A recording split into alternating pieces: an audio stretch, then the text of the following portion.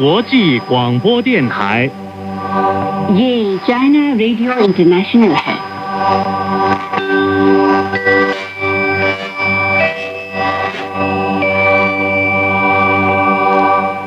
नमस्कार, ये China radio international है। अब हमारा हिंदी कार्यक्रम आरंभ होता है। आज के इस कार्यक्रम में समाचारों के बाद चीनी कहानी कार्यक्रम के तहत चीन की लोक कथाएं और चीनी उपन्यास पश्चिम की तीर्थ यात्रा प्रस्तुत किए जाएंगे। लीजिए सुने आज के मुख्य समाचार। चीन ने कहा कि परमाणु मुद्दों पर आग से न खेले जापान। साइमन स्टील ने कहा कि जलवायु कार्यवाही में चीन की भूमिका महत्वपूर्ण। और जुलाई के अंत में चीन का विदेशी मुद्रा भंडार 34 खरब डॉलर के पार। अब आप अखिल पारस से सुनिए आज के पूरे समाचार।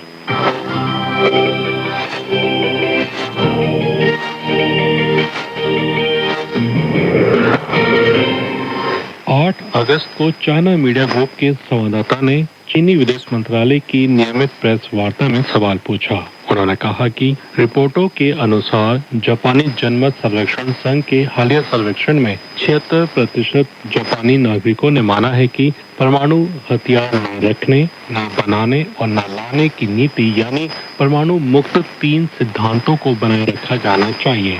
वहीं अमेरिका को जापान में परमाणु हथियार तैनात करने की अनुमति देने वाली परमाणु साझाकरण अवधारणा का 77% जापानी नागरिकों ने विरोध किया है।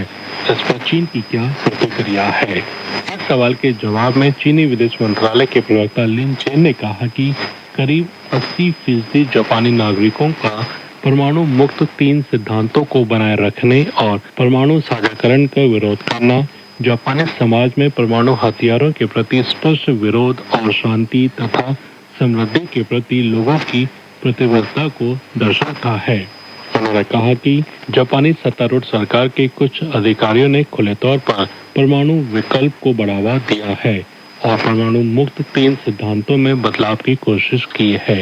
ये कदम जापान में कुछ दक्षिणपंथी ताकतों की बढ़ती राजनीतिक और सैन्य महत्वाकांक्षाओं को दिखाता है। लिन चेन ने कहा कि इस तरह के कदम 10 करोड़ से अधिक जापानी लोगों के भविष्य के साथ जोखिम भरा खेल खेलने जैसा है। लिन चेन ने आगे कहा कि जनता की इच्छा की अनदेखी नहीं की जा सकती। जापान की सत्तारूढ़ सरकार को लोगों की आवाज सुननी चाहिए और परमाणु हथियारों को स्वीकार न करने, न बनाने, न रखने और न फैलाने से जुड़े अपने अंतर्राष्ट्रीय दायित्वों का ईमानदारी से पालन करना चाहिए। संयुक्त राष्ट्र जलवायु परिवर्तन फ्रेमवर्क कन्वेंशन के कार्यकारी सचिव साइमन स्टील ने हाल ही में चाइना मीडिया ग्रुप को दिए एक विशेष इंटरव्यू में कहा कि जलवायु परिवर्तन के प्रभाव पूरी दुनिया में तेजी से बढ़ रहे हैं और कोई भी देश इससे अछूता नहीं है। उन्होंने कहा कि हरित और निम्न कार्बन अर्थव्यवस्था की दिशा में चीन ने जिस गति और प्रतिबद्धता के साथ कदम बढ़ाए हैं वह उल्लेखनीय है। चीन का ये बदलाव न केवल रोजगार के नए अवसर पैदा कर रहा है और आर्थिक विकास को बढ़ावा दे रहा है, बल्कि अपने बड़े पैमाने और तेज रफ्तार के कारण वैश्विक स्तर पर नवाचार को भी गति दे रहा है। इससे तकनीकों की लागत कम हो रही है और दुनिया के कई अन्य देश भी इसका लाभ उठा रहे हैं। स्टील ने कहा कि इलेक्ट्रिक वाहन, सौर ऊर्जा और पवन ऊर्जा जैसे क्षेत्रों में हुई तेज प्रगति के पीछे चीन की नीतियों और निवेश की महत्वपूर्ण भूमिका रही है। उन्होंने कहा कि चीन ने न केवल अपने देश में बल्कि वैश्विक स्तर पर भी जलवायु कार्यवाही को आगे बढ़ाने में महत्वपूर्ण योगदान दिया है। चीनी विदेशी मुद्रा प्रशासन ने 7 अगस्त को जारी आंकड़ों में बताया कि जुलाई 2026 के अंत तक चीन का विदेशी मुद्रा भंडार बढ़कर 34 खरब 18 अरब 80 करोड़ अमेरिकी डॉलर पहुंच गया। चीनी विदेशी मुद्रा प्रशासन के एक अधिकारी ने कहा कि जुलाई 2026 में वैश्विक व्यापक आर्थिक परिस्थितियों और प्रमुख अर्थव्यवस्थाओं की मौद्रिक नीतियों का असर देखने को मिला। इस दौरान डॉलर सूचकांक में गिरावट दर्ज की गई, जबकि प्रमुख वैश्विक वित्तीय परिसंपत्तियों की कीमतों में मिला जुला रुख रहा। उन्होंने कहा कि मुद्रा रूपांतरण और परिसंपत्तियों के मूल्य में बदलाव जैसे कई कारकों के संयुक्त प्रभाव से जुलाई में विदेशी मुद्रा भंडार में बढ़ोतरी हुई। अधिकारी ने आगे कहा कि चीनी अर्थव्यवस्था नई गति और बेहतर संरचना की दिशा में आगे बढ़ रही है। इससे अर्थव्यवस्था का मजबूत लचीलापन और जीवंतता साफ दिखाई देती है। उन्होंने कहा कि यही वजह है कि देश के विदेशी मुद्रा भंडार का आकार आगे भी मूल रूप से स्थिर बने रहने की संभावना है। चीन के राष्ट्रीय बाजार विनियमन प्रशासन द्वारा शनिवार को जारी नवीनतम आंकड़ों के अनुसार इस साल की पहली छमाही में नए उद्योगों और उभरते क्षेत्रों से जुड़े उद्यमों की संख्या में लगातार वृद्धि दर्ज की गई है। इस दौरान ह्यूमनॉइड रोबोट क्षेत्र में 1,16,000 नए उद्यम स्थापित हुए, जो पिछले साल की समान अवधि की तुलना में 9.5% अधिक है।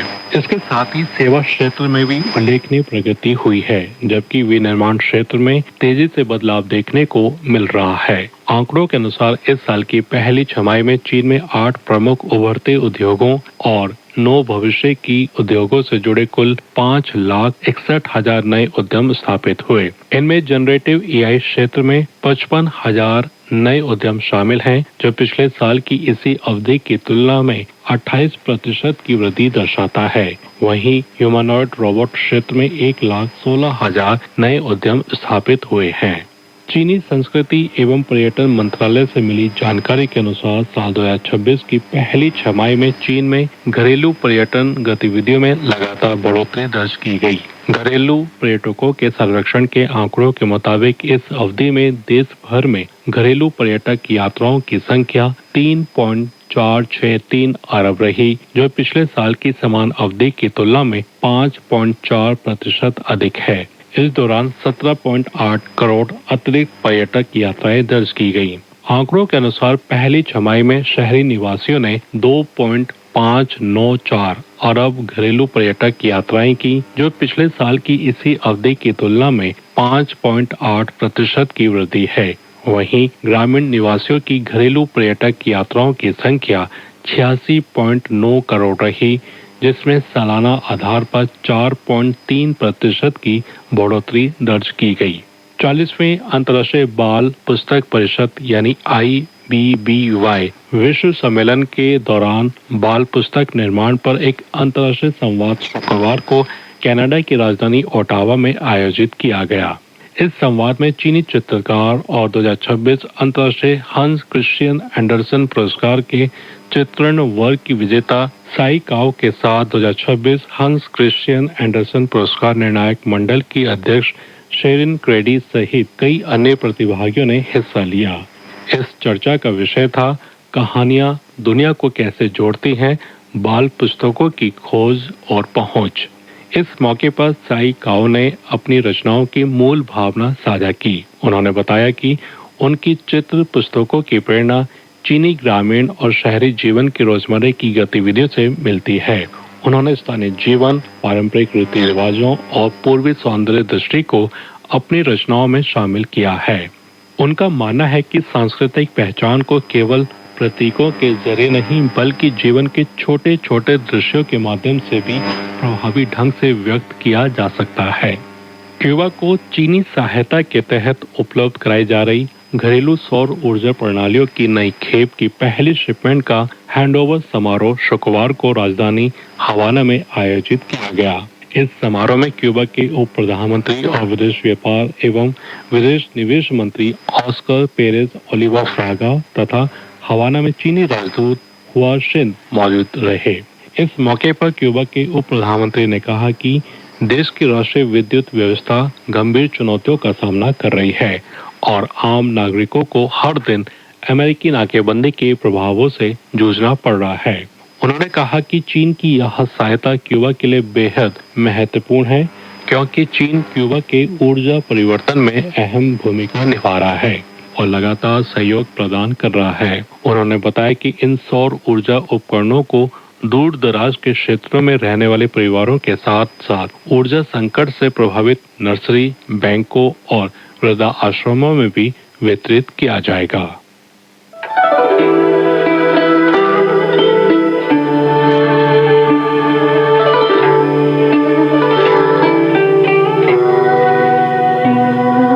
यह चाइना रेडियो इंटरनेशनल है। आप सुन रहे हैं अपनी दोस्त और होस्ट लीला भट्ट के साथ चीनी कहानी कार्यक्रम।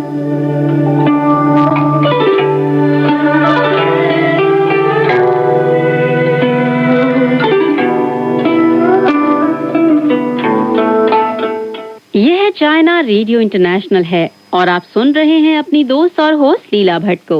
चीनी कहानी कार्यक्रम में आप सभी का बेहद स्वागत है। दोस्तों, चीनी कहानी कार्यक्रम के अंतर्गत हम सुन रहे हैं कहानी विचित्र पंछी। तो आइए दोस्तों, आज के प्रोग्राम में मैं लेकर हाजिर हूँ आपके लिए मंगोल जाति की लोक कथा, जिसका नाम है चतुर लाल लोमड़ी।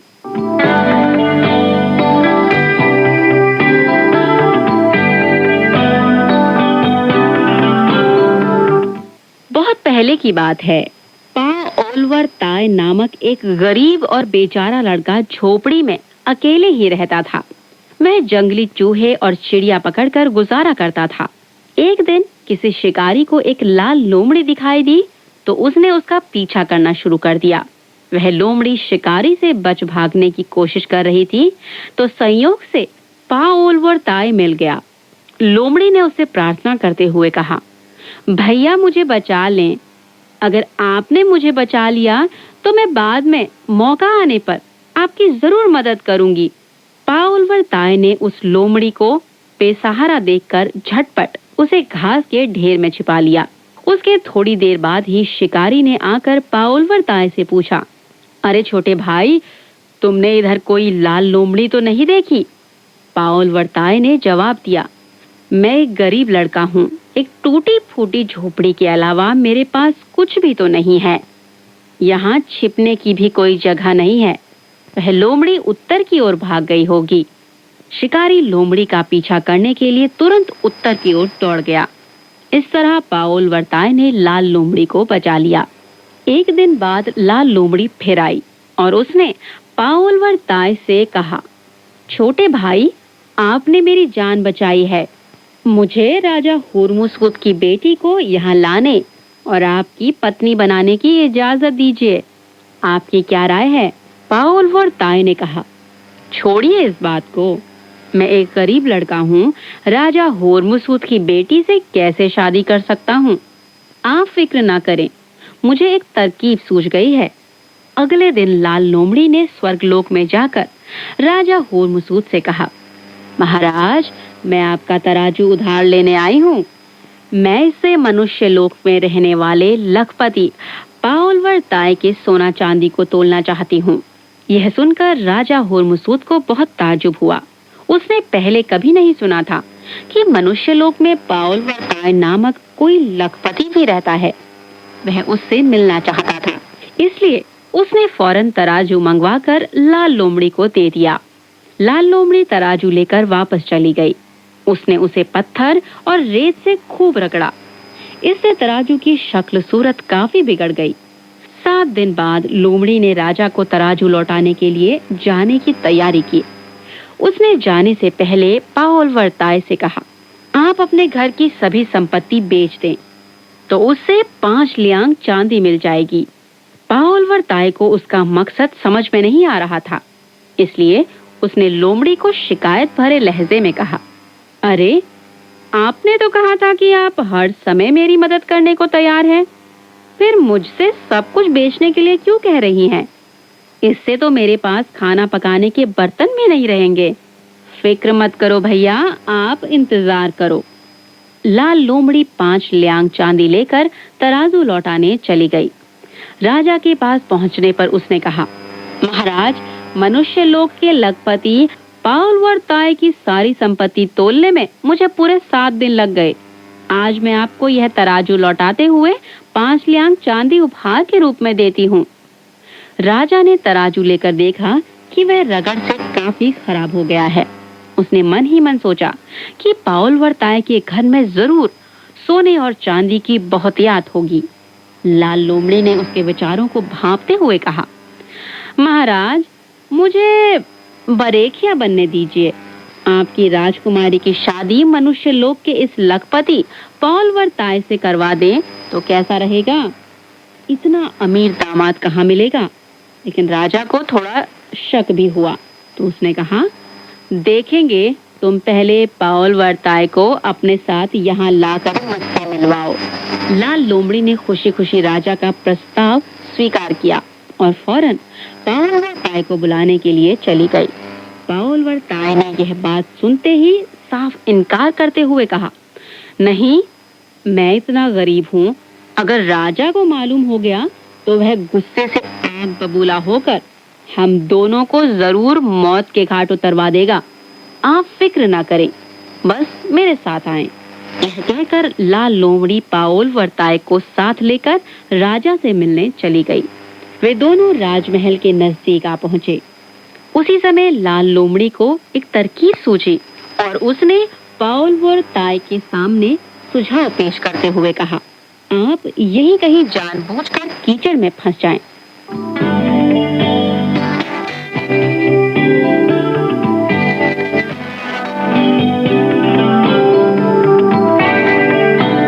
दोस्तों, चीनी कहानी कार्यक्रम के अंतर्गत हम सुन रहे हैं मंगोल जाति की लोक कथा, जिसका नाम है चतुर लाल लोमड़ी।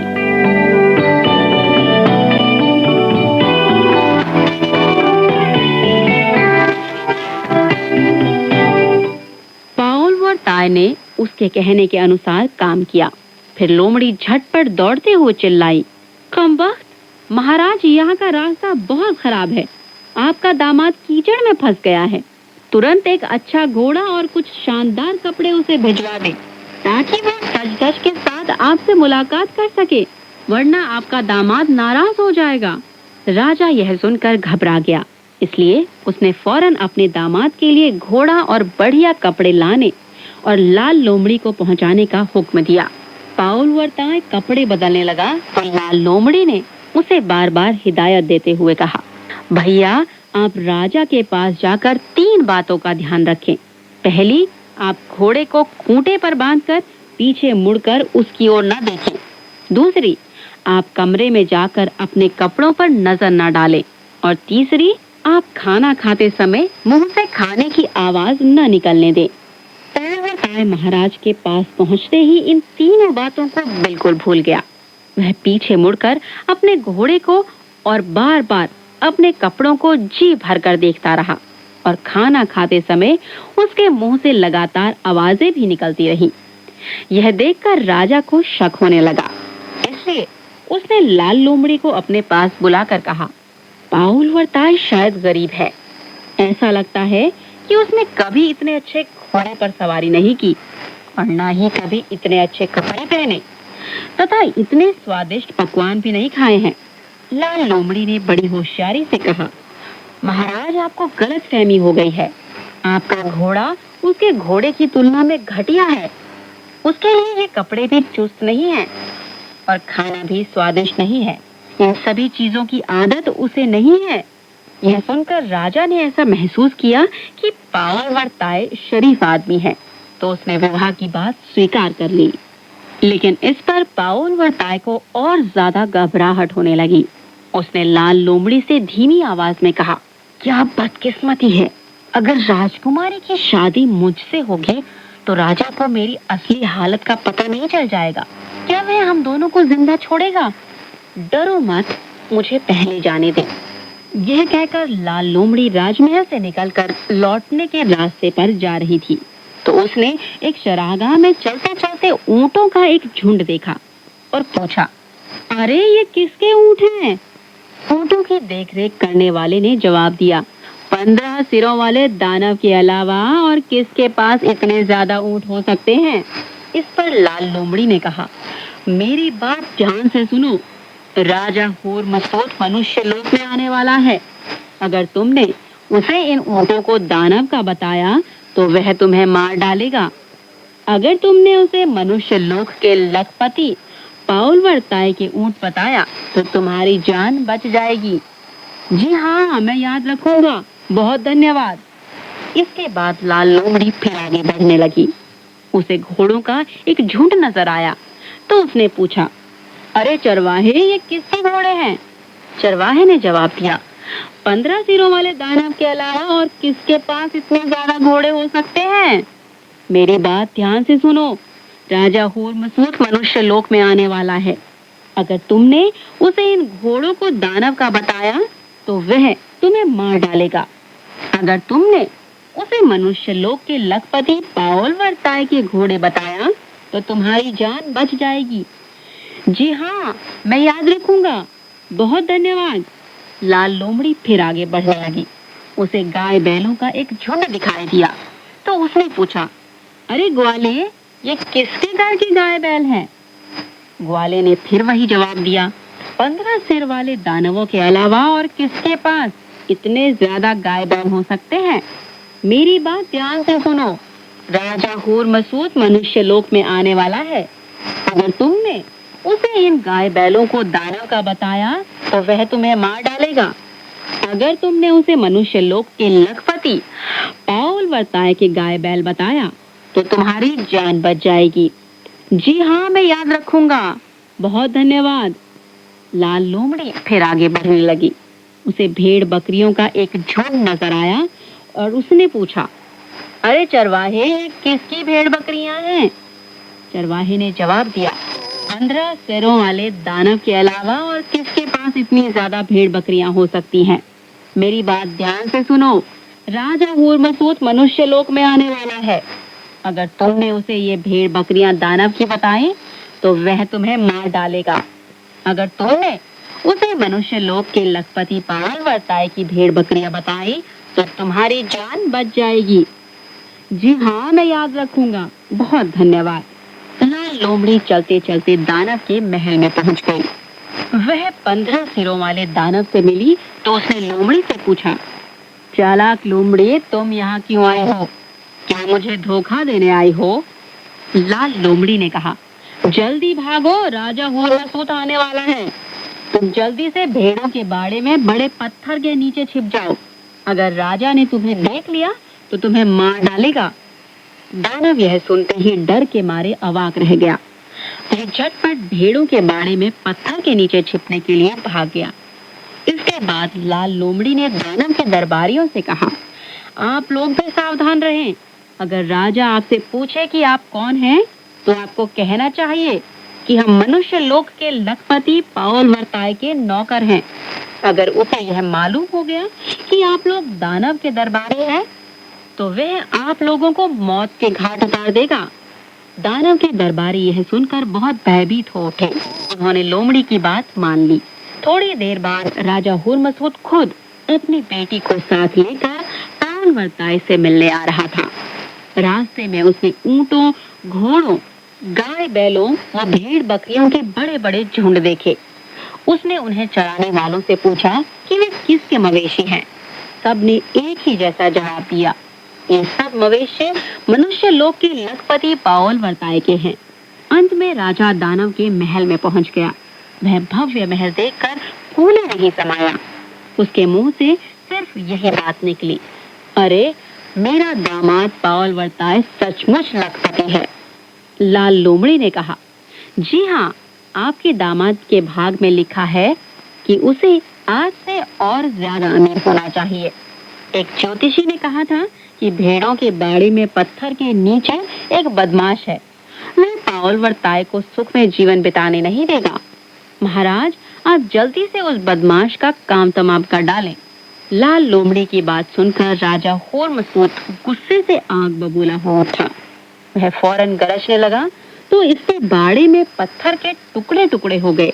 15 सिरों वाले दानव पर बिजली गिरी और वह दानव मर गया। इसके बाद पाउल वर्ताए राजा हूर मसूद का दामाद बनकर राजकुमारी के साथ दानव के महल में सुखमय जीवन बिताने लगा।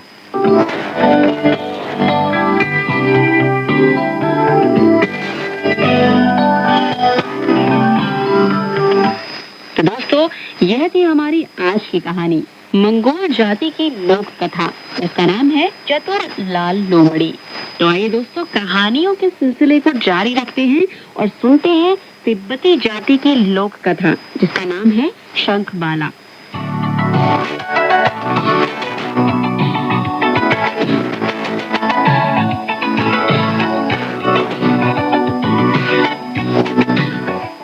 बहुत पहले कोई 3 बहनें थीं। उनके नाम थे सोनाबाला, चांदीबाला और शंखबाला।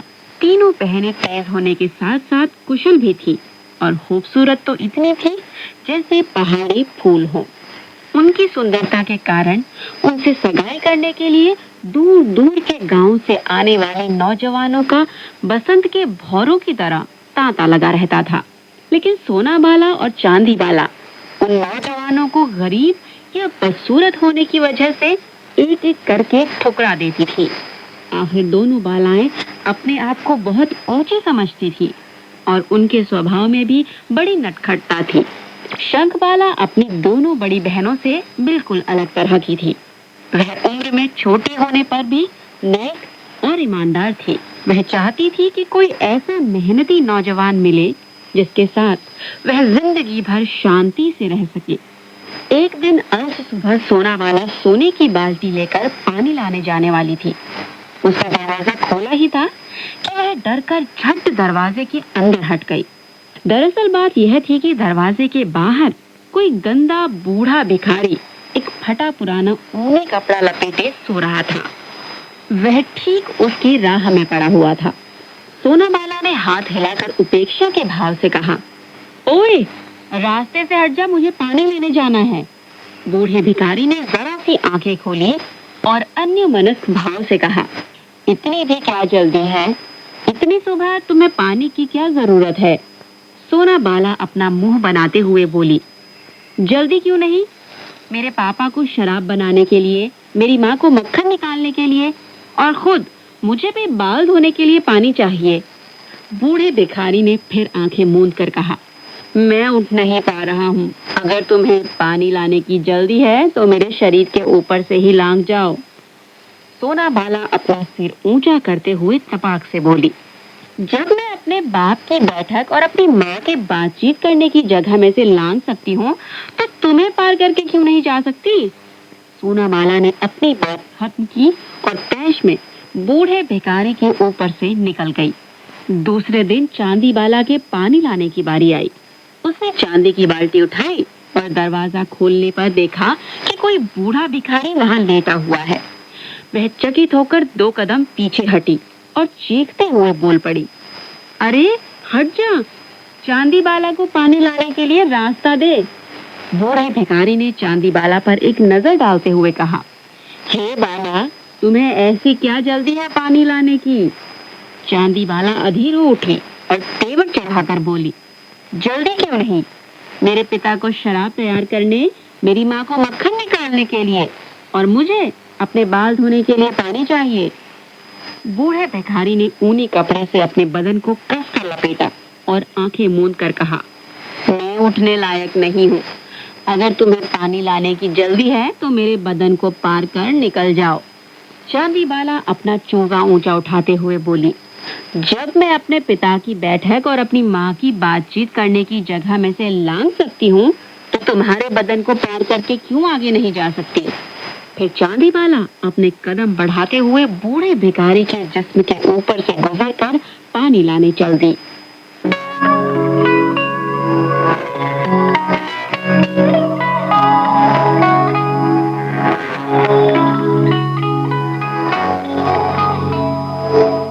दोस्तों, चीनी कहानी कार्यक्रम के अंतर्गत हम सुन रहे हैं चीन की लोक कथाएं, जिसमें शामिल हैं चीन की हान, हुए, मंगोल, म्याओ आदि जातियों की कहानियां। संकलन की प्रत्येक कहानियों में भी लोक जीवन की सरल लेकिन गहरी भावनाएं सामने आती हैं।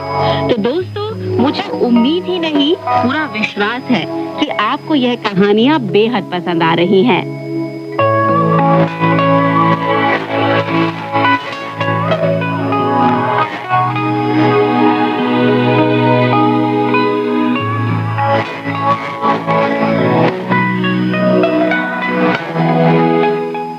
तीसरे दिन शंखबाला की पानी लाने की बारी आई।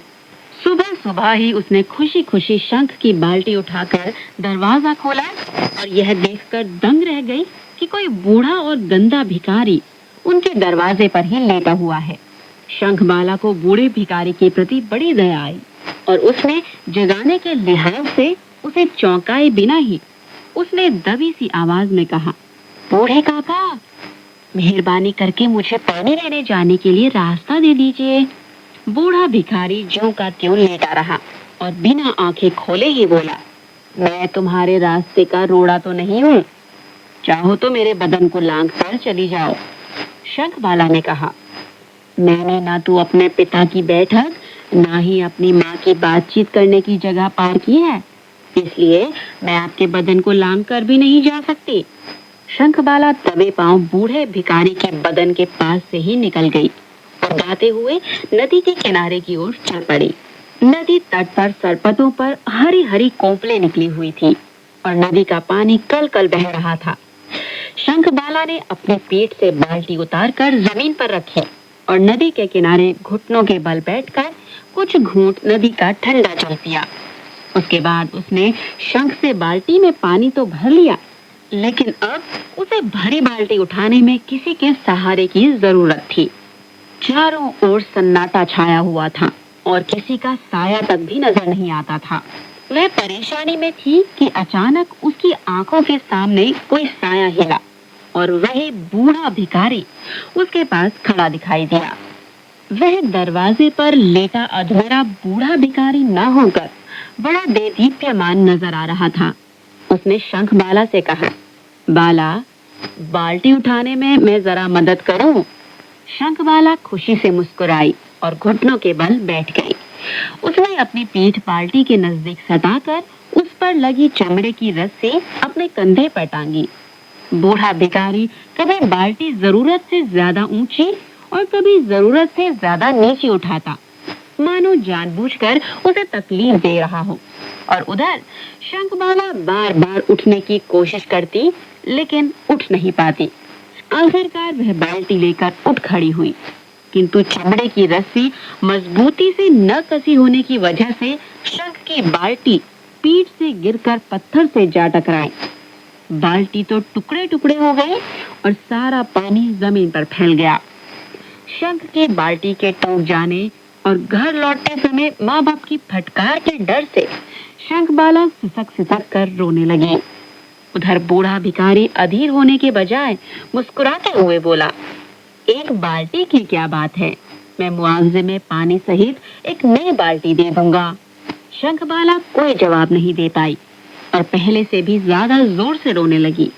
उसने मन में सोचा कि इतने गरीब हो, मुआवजे में क्या दे सकोगे? यह मामूली बाल्टी थोड़े ही है, यह तो शंख के टुकड़ों से बनी है और पैसे से कहीं नहीं मिलेगी। लेकिन शंखबाला क्या जानती थी कि बूढ़ा भिखारी बेहद चतुर है। उसने शंख के एक एक टुकड़े को जमा करके उन्हें एक दूसरे से जोड़कर शंखबाला से कहा, हे बाला, तुम जरा देख लो, बाल्टी बिल्कुल ठीक हालत में तो है ना? भिखारी की बात पर युवती को एकदम विश्वास नहीं हुआ। उसने मन ही मन कहा, मैं भी आसानी से धोखा खाने वाली नहीं हूँ। यह साफ है कि बाल्टी तो टुकड़े टुकड़े हो चुकी थी, लेकिन फिर भी उसने उस पर एक नजर डाली। वाह, क्या गजब की बात है! शंख की बाल्टी बिल्कुल ठीक हालत में है और वह साफ पानी से भरी वहां ज्यों की त्यों पड़ी हुई है। शंखबाला खुशी से फूली नहीं समाई। उसने सोचा कि बूढ़ा भिखारी कोई मामूली आदमी नहीं है, जरूर कोई देवता होगा। उसने बूढ़े भिखारी को धन्यवाद देते हुए कहा, आप बड़े नेक हैं, आपने मुझे मुसीबत से बचा लिया है। क्या मैं आपकी कुछ मदद कर सकती हूँ? बूढ़े भिखारी ने कहा, आज रात काटने के लिए मेरे पास कोई जगह नहीं है, तुम्हारे रसोई घर में एक रात बिताना चाहता हूँ। यह सुनकर शंखबाला जरा हिचकिचाई और बोली, शायद मेरी माँ राजी ना हो, उन्हें भिखारियों से बेहद नफरत है। लेकिन कोई बात नहीं, मैं जाकर उनसे अनुरोध करूंगी। बूढ़े भिखारी ने कहा, शंखबाला, अनुरोध करने की कोई जरूरत नहीं है। अगर तुम्हारी माँ राजी ना हो तो तुम बाल्टी में रखी हुई चीज उसे दे देना।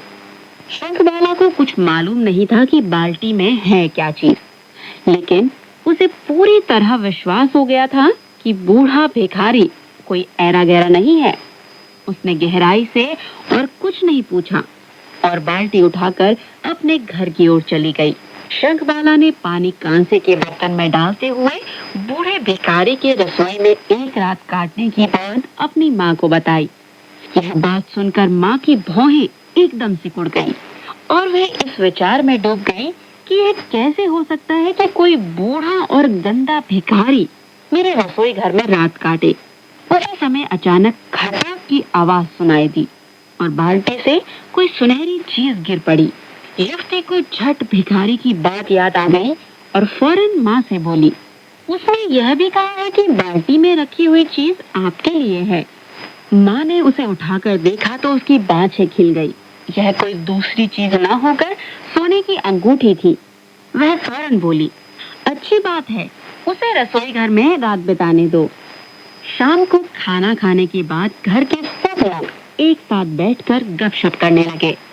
युवतियों का पिता दूध वाली चाय पी रहा था और माँ ऊनी धागा काट रही थी। बातों ही बातों में तीनों युवतियों की शादी के बारे में भी बात छिड़ गई। सोना बाला बोली, मेरी शादी तो एक भारतीय राजकुमार के साथ होगी। चांदी बाला ने कहा, मेरा विवाह भीतरी प्रदेश के किसी राजकुमार के साथ होगा। पिता ने शंख बाला से इसके बारे में पूछा तो वह एकाएक कोई सही जवाब नहीं दे सकी। उसी मौके पर बूढ़ा भिखारी अंदर घुस आया और उसके माता पिता से बोला, मैं शंख बाला के लिए बरेखिए का काम करना चाहता हूँ। ऐसी नेक और खूबसूरत युवती की शादी तो कुंगचेला के साथ ही होनी चाहिए। कुंगचेला कौन था, वह कहाँ रहता था, उसका कोई अता पता भी नहीं था और उसके बारे में कभी कोई जिक्र भी नहीं सुना था। माता और पिता ने मन में सोचा कि यह बूढ़ा भिखारी तो बावला ठहरा। इसका किसी इज्जतदार और ओहदेदार सज्जन से कोई सरोकार कैसे हो सकता है। भिखारी बरेखिया जरूर किसी भिखारी की ही बात चलाएगा। यह सोचकर माँ बाप ने असहमति में सिर हिलाया। सोना बाला और चांदी बाला ने एक दूसरे से कानापूसी की और ठंडी हंसी हंसते हुए शंख बाला की ओर देखा। बूढ़े भिखारी ने घूमकर शंख बाला से कहा, कुंगचेला नेक आदमी है, क्या तुम उससे शादी करना चाहती हो? युवती ने जवाब में कहा, मैं नहीं जानती कि वह कौन है। बूढ़े भिखारी ने कहा, तुम मुझ पर भरोसा रखो, मैं तुम्हें धोखा नहीं दूंगा। कुंगचेला जरूर तुम्हें पूरा सुख देगा। शंखबाला को फौरन सुबह की बात याद आई। उसे बूढ़े भिखारी पर पूरा विश्वास हो गया कि वह उसे कभी धोखा नहीं देगा। उसने हाँ में सिर हिलाते हुए कहा, मुझे आप पर पूरा भरोसा है और मैं कुंगचेला के साथ शादी करना चाहती हूँ, लेकिन वह रहता कहाँ है और आखिर वह है कौन?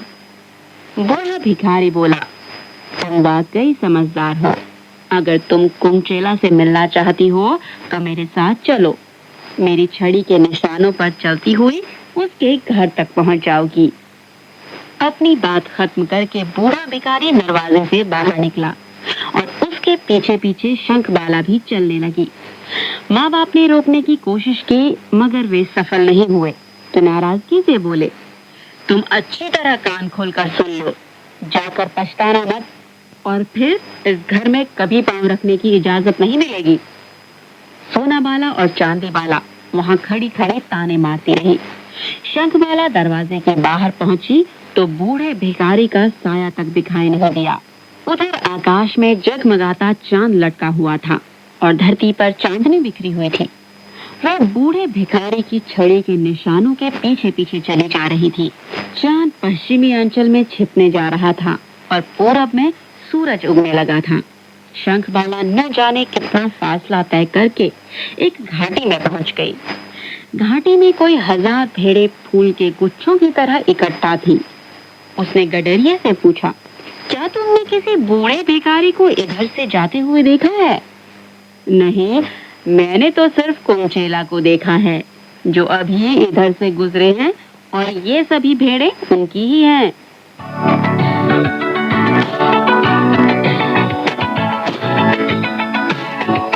दोस्तों, चीनी कहानी कार्यक्रम के अंतर्गत हम सुन रहे हैं तिब्बती जाति की लोक कथा जिसका नाम है शंखबाला।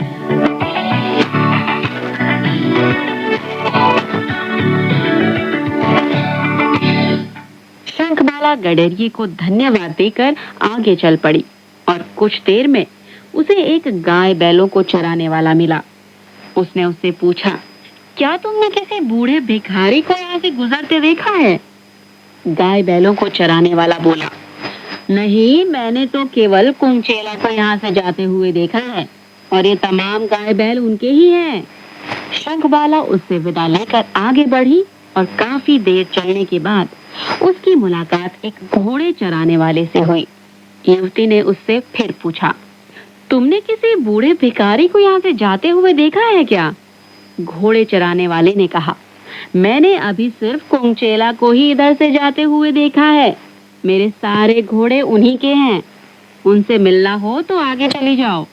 तीनों चरवाहों का एक जैसा जवाब सुनकर शंखबाला उधेड़ बुन में पड़ गई। चलते चलते उसके दिमाग में कई सवाल उठ रहे थे। कुंचेला आखिर कैसा आदमी है? उसके पास इतने मवेशी कहाँ से आए? क्या वह बूढ़ा भिखारी ही तो कुंचेला नहीं है? क्या मेरी शादी उसी बूढ़े भिखारी के साथ होगी? वह यही सोच विचार कर रही थी कि अचानक उसे घास के मैदान के आखिरी सिरे पर एक जगमगाता हुआ सा महल जीना जीना दिखाई दिया। फिर रास्ते में उसे एक सफेद बालों वाला बूढ़ा मिला। उसने उससे पूछा, बाबा जी, क्या आपने किसी बूढ़े भिखारी को यहाँ से जाते हुए देखा है?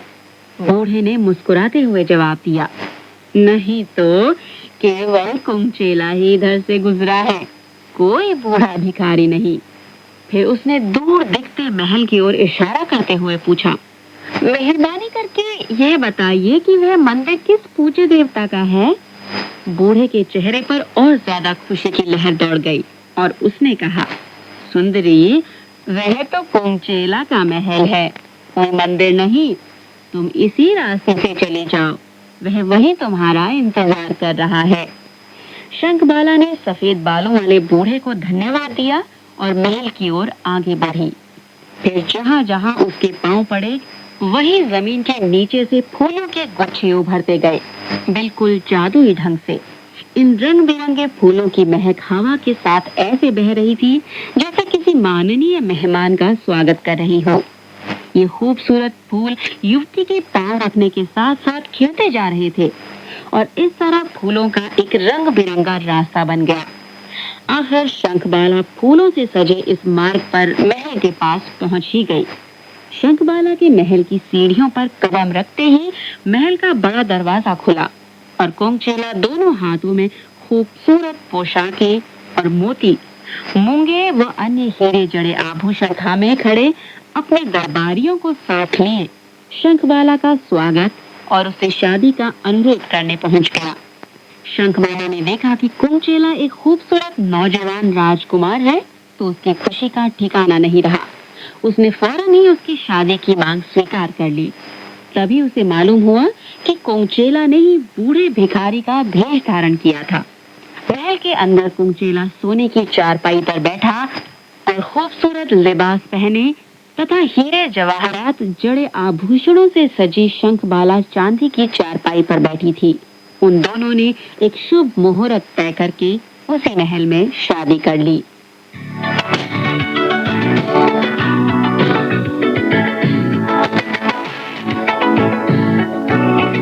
तो दोस्तों, यह था हमारा आज का चीनी कहानी कार्यक्रम, तिब्बती जाति की लोक कथा, जिसका नाम है शंखबाला।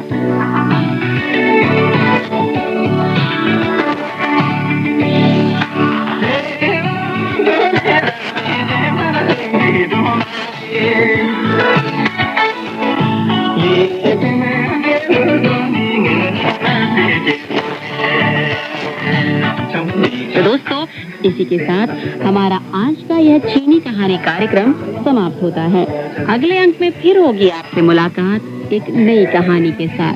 तब तक हंस रहिए, मुस्कुराते रहिए, रखिए अपना ध्यान और दीजिए अपनी दोस्त और होस्ट लीला भट्ट को इजाजत। नमस्कार, बाय बाय, जय हिंद।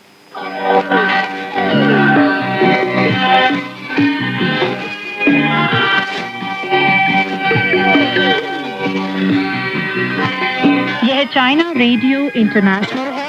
अब शुरू होता है पश्चिम की तीर्थ यात्रा महासागर का समय।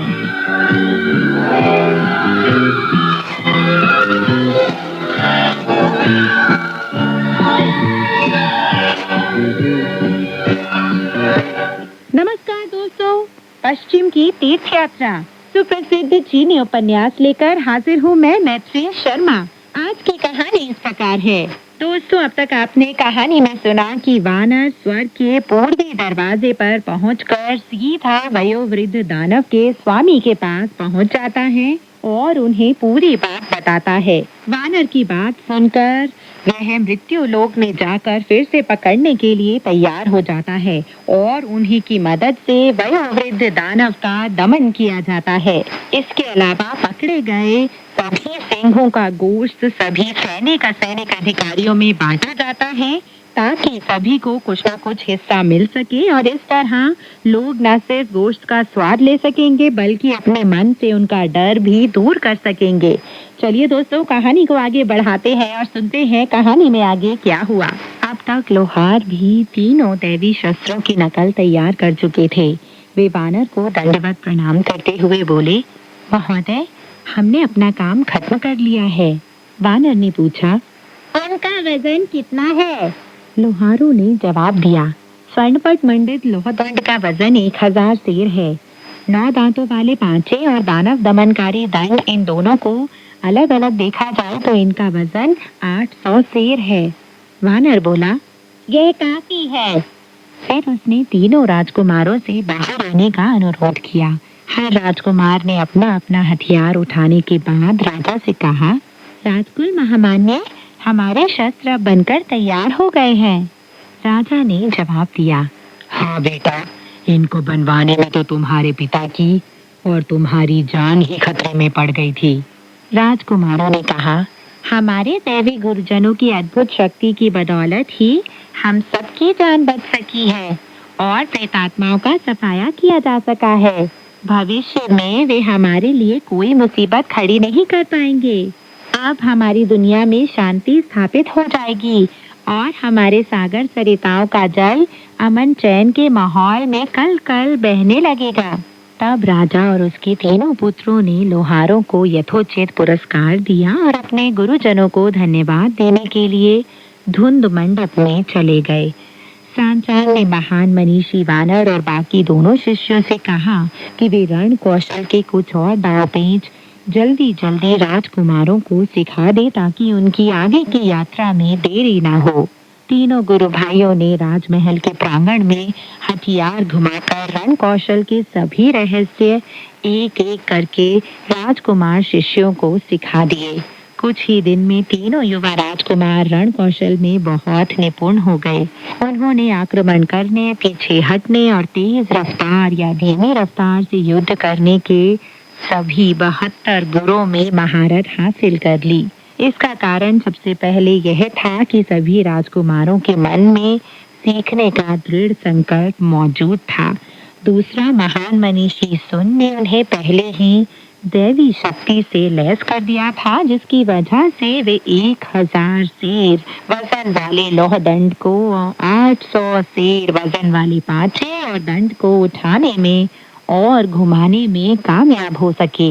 उनके वर्तमान रण कौशल और पहले के रण कौशल में जमीन आसमान का फर्क था। तब राजा ने तीनों गुरुजनों को धन्यवाद देने के लिए एक अन्य भोज का आयोजन किया। साथ ही सोना चांदी भरा एक विशाल थाल उपहार के रूप में वहां लाया गया। वानर ने मुस्कुराते हुए कहा, इसे वापस ले जाइए, इसे फौरन वापस ले जाइए। हम लोग भिक्षु हैं, हमारे लिए यह मिट्टी के ढेले के बराबर है। शूकर जो पास में ही खड़ा था बोलने लगा, हम सचमुच उपहार के रूप में सोना चांदी स्वीकार नहीं करते, लेकिन सिंह प्रेतात्मा ने हमारे कपड़े तार तार कर दिए हैं। अगर आप हमारे लिए एक जोड़ी कपड़े बनवा सके तो आपकी बहुत कृपा होगी। राजा ने अपने दर्जियों को आदेश दिया कि वे नीले, लाल और भूरे रंग के किम खाब के कुछ स्थान लाकर तीनों भिक्षुओं के लिए उनकी पुरानी पोशाक जैसी ही एक नई पोशाक तैयार कर दें। किम खाब के नए वस्त्र पहनकर तीनों भिक्षु बहुत खुश हुए। इसके बाद उन्होंने अपना सामान बांधा और फिर एक बार अपने रास्ते पर आगे बढ़ गए। नगर के अंदर और बाहर हर व्यक्ति ने, चाहे वह बूढ़ा हो या जवान, यह कहा कि वे पृथ्वी पर अवतरित अरहत और जीवित बुद्ध हैं। नगर के सभी रास्तों पर भारी भीड़ जमा हो गई। ढोल, नगाड़ों और संगीत का सुर गूंजने लगा और पताकाएं फहराने लगी। हर घर के दरवाजे से उठने लगा धुआं धूप दीप का। हर परिवार के दरवाजे पर सज गई पंक्तियों में रंगीन कंडीले। लोग उन्हें काफी दूर तक पहुंचाने के बाद ही वापस लौटे। केवल तभी चारों तीर्थयात्री नगर से विदा होकर पश्चिम की ओर बढ़ सके। नगर से विदा होने पर उन्होंने अपने मन को सभी विचारों से मुक्त करके सच्ची उपलब्धि की ओर लगा दिया। मुक्त हो सभी विचारों चिंताओं से, चल पड़े पथिक बुद्ध भूमि की ओर। प्रेरित हो सच्ची आस्था सच्ची लगन से, बढ़ चले पथिक वज्र संघाराम की ओर। 5-6 दिन यात्रा करने के बाद एक अन्य नगर दिखाई दिया। थांग महाभिक्षु ने वानर से पूछा, हम कहाँ पहुँच गए हैं? वानर ने जवाब दिया, यह एक नगर है, मगर यहाँ नगर प्राचीर पर कोई झंडा नहीं दिखाई दे रहा और इस क्षेत्र के बारे में मुझे कोई जानकारी नहीं है। इसलिए नगर प्राचीर के पास जाने पर ही यहाँ के बारे में जानकारी पता चल सकेगी। जब वे लोग पूर्वी उपनगर में पहुँचे तो वहाँ मदिरालयों और चाय घरों का शोरगुल सुनाई दिया और अनाज मंडी और तेल की दुकानों की चहल पहल दिखाई दी। कुछ निठल्ले लोग जिनके पास कोई काम धाम नहीं था और जो सड़क पर मटर गश्ती कर रहे थे, शुकर की लंबी थूथनी, भिक्षु रेतात्मा के काले चेहरे और वानर की लाल आंखों को करीब से देखने के लिए उनके इर्द गिर्द जमा हो गए, पर उन्हें उनके ज्यादा पास आकर प्रश्न पूछने की हिम्मत नहीं हुई। थांग महाभिक्षु को इस चिंता से पसीना छूटने लगा कि उसके शिष्यों की वजह से कहीं कोई परेशानी ना हो जाए। अनेक सड़कें पार करने के बाद भी वे नगर प्राचीर तक नहीं पहुंच पाए। तभी उन्होंने एक मठ का फाटक देखा जिसके ऊपर लिखा था, करुणा मेघ मठ। थांग महाभिक्षु ने सुझाव दिया, क्यों ना इस मठ में जाकर घोड़ों को कुछ आराम करने दिया जाए और हम लोग भोजन कर ले। वानर ने जवाब दिया, वाह, इससे बढ़िया काम और क्या हो सकता है। तब वे चारों फाटक के अंदर चले गए। जब वे चारों तीर्थयात्री इधर उधर देख रहे थे तो एक भिक्षु ने दालान से बाहर निकलकर थांग महाभिक्षु को विनम्रता से प्रणाम करते हुए कहा, गुरुदेव, आप कहाँ से पधारे हैं? सांजांग ने जवाब दिया, चीन के थांग दरबार से। भिक्षु घुटनों के बल बैठकर दंडवत प्रणाम करने लगा। थांग महाभिक्षु ने बाह पकड़कर उसे उठा लिया और बोला, परमादरणीय मठाधीश महोदय, आप मेरे प्रति इतनी विनम्रता क्यों दिखा रहे हैं? वह बोला, यहाँ के सभी लोग जो नेकी से प्यार करते हैं, सूत्र पाठ करते हैं और भगवान बुद्ध के नाम का जाप करते हैं, अगला जन्म आपके चीन देश में लेना चाहते हैं। इसलिए जब मैंने आपको भव्य परिधान में यहाँ देखा तो मुझे पक्का विश्वास हो गया कि आपके वर्तमान भव्य रूप का कारण आपके द्वारा पिछले जन्म में किया गया आत्म उत्थान रहा होगा। यही वजह है कि मेरा आपको दंडवत प्रणाम करने का विचार हुआ। थांग महाभिक्षु ने मुस्कुराकर कहा, आपके इस व्यवहार से मैं तो चौंक गया था, सचमुच चौंक गया था। मैं एक घुमंतु भिक्षु हूँ और मेरा कोई भव्य रूप नहीं है। मठाधीश महोदय, आपके समान फुर्सत और इत्मीनान से जिंदगी बिताने में ही सच्चा आनंद है। तब वह भिक्षु थांग महाभिक्षु को भगवान बुद्ध की मूर्तियों की पूजा करने के लिए मुख्य महाकक्ष में ले गया। वहां पहुंचने के बाद ही सांचांग ने अपने शिष्यों को अंदर बुलाया। गुरुदेव को भिक्षु से बातें करते देखकर वानर और उसके दोनों गुरु भाई एक साथ बाहर खड़े रहे। उन्होंने घोड़ों की लगाम थामी हुई थी और अपने सामान की हिफाजत करते हुए अपने चेहरे दूसरी तरफ कर लिए थे, इसलिए भिक्षु उन्हें नहीं देख पाया था। लेकिन जब उन्होंने थांग महाभिक्षु के पुकारने पर अपने मुंह उस तरफ फेरे तो उन्हें देखते ही भिक्षु इतना डर गया कि उसके मुंह से जोर से निकला, हे भगवान, आपके प्रतिष्ठित शिष्य इतने ज्यादा बदसूरत क्यों हैं? थांग महाभिक्षु ने जवाब दिया, ये लोग बदसूरत भले ही हों, पर इनके अंदर कोई ना कोई तिलिस्मी शक्ति मौजूद है। अपनी पूरी यात्रा के दौरान मुझे इनसे जो सुरक्षा मिली है उसके लिए मैं इनका बहुत आभारी हूँ। तो दोस्तों, आज की कहानी यहीं तक। आगे की कहानी लेकर मैं मैथिली शर्मा फिर हाजिर होंगी। तब तक के लिए नमस्कार, बाय बाय।